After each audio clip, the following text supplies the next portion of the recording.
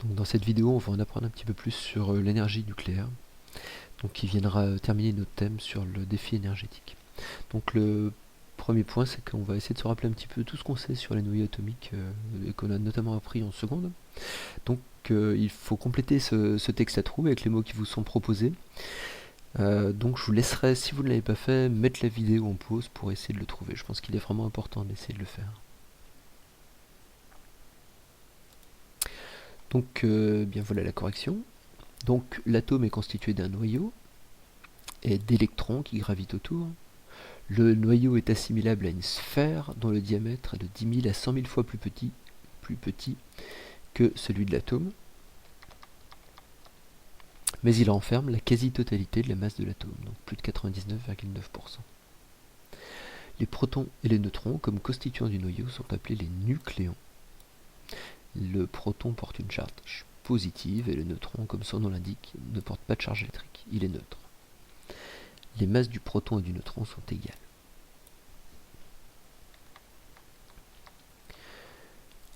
Un nucléide est noté AXZ, où X est le symbole de l'élément correspondant. Par exemple, C pour le carbone, ou Na pour le sodium, etc., etc. Z est le numéro atomique qui correspond au nombre de protons dans le noyau, et A est appelé le nombre de masses puisqu'il correspond au nombre de nucléons contenus dans le noyau.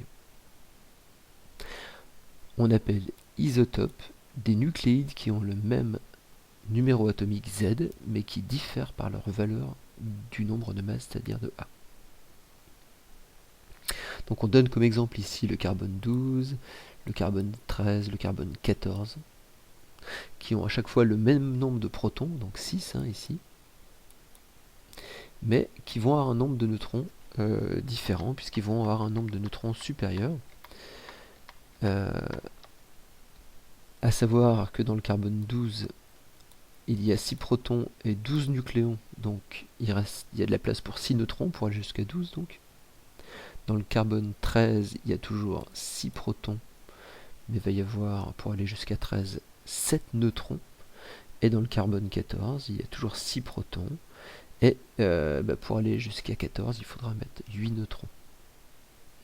Donc deux nucléides isotopes ont le même nombre de protons, mais ils ont un nombre de neutrons différent. Ils n'ont donc pas la même masse. Et on va voir dans le cours qui suit que certains isotopes sont instables.